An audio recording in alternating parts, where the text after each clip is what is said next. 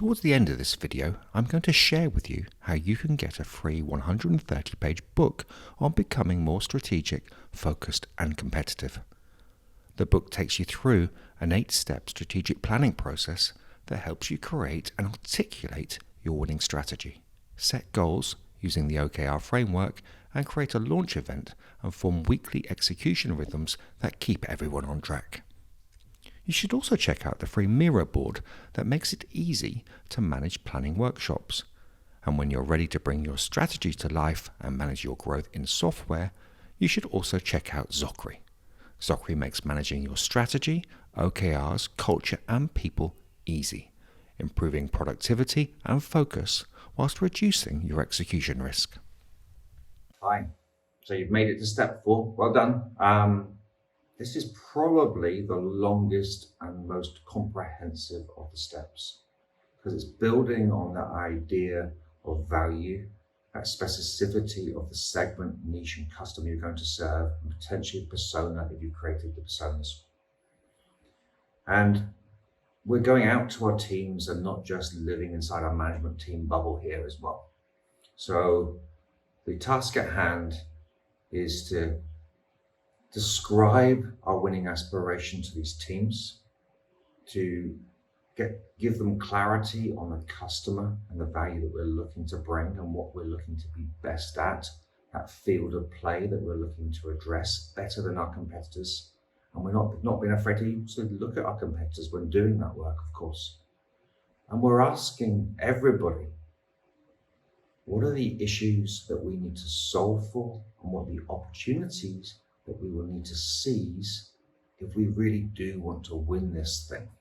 And you're going to find what comes back is both surprising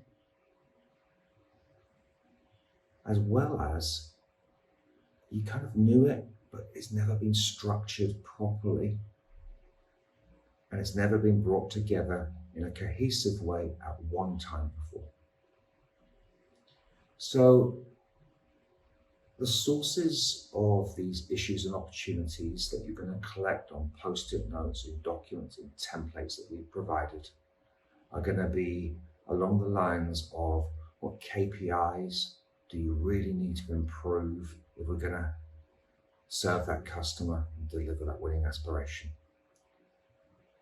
Who are our competitors? What are they better than us at? How would we win against them? What do we also need to be good at?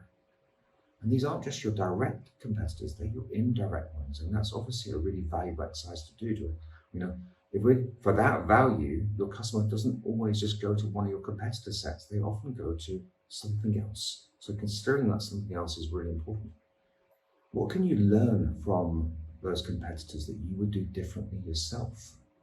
What capabilities inside your teams do you need to acquire, or what capabilities have you got that you need to improve? And you'll see in the appendix, we've listed loads of examples of capabilities, because maybe that's a word you don't use internally. Maybe the things that you do and know and these skills and things that you've acquired are not really considered capabilities, but it is a useful word. And ultimately it's your capabilities that are going to help you win.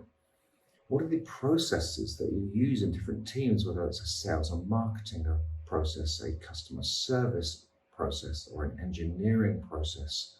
They exist everywhere. And what we often don't give ourselves the time and opportunities to do is go, what are the clunky bits? What are the bits that don't work here? Where are the things that actually, if we had time, we would probably address because it would speed something up or make something better? So this could potentially be a time to actually, really sort of dig into these core processes that you rely on.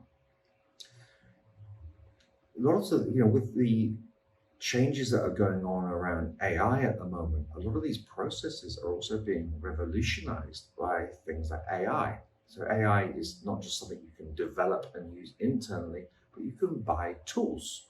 You can buy other people's innovation to improve.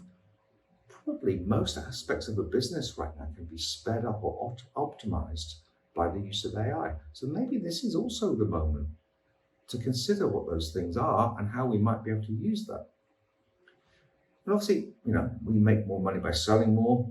Is this the opportunity you need to also look at your customer journey at all the stages, from awareness to consideration to how things are bought to how we then create advocacy inside that customer journey? What are the bits that we're not very good at, or where are we not as visible as we want to be, or where are we not as persuasive as we need to be?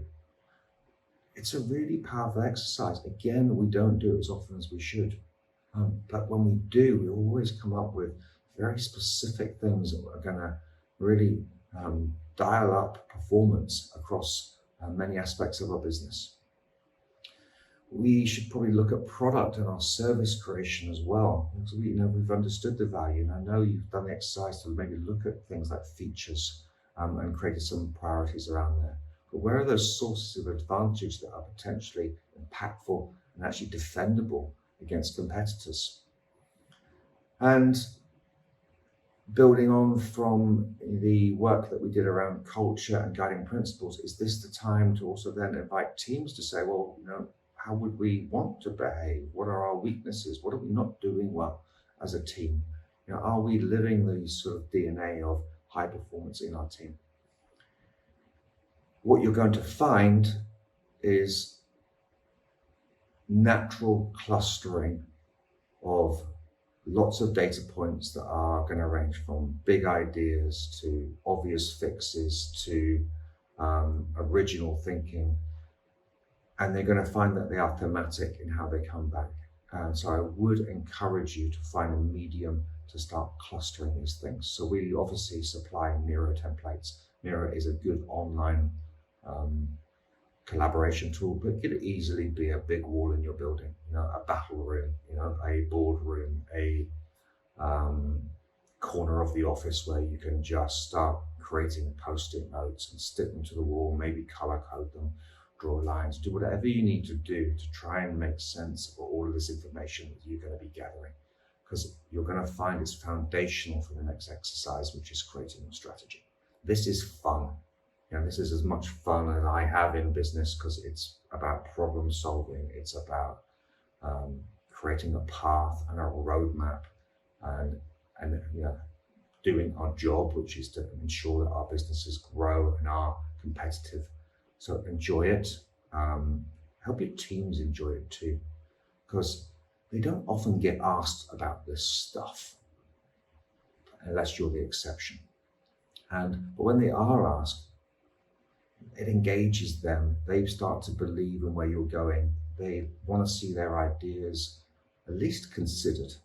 And when it comes to setting goals, when it comes to measuring KPIs, when it comes to performance, they're more likely to actually really lean into that stuff and be engaged with participation than they are without. So take your time. We think 2 to 4 hours per team is probably the right amount of time to gather a lot of this conversational stuff. There's obviously analysis of the data and things that you learn after that. But once you have all of that kind of laid out, clustered, themed, you're really going to find the next step much easier to go through and much easier to achieve. So the best of luck.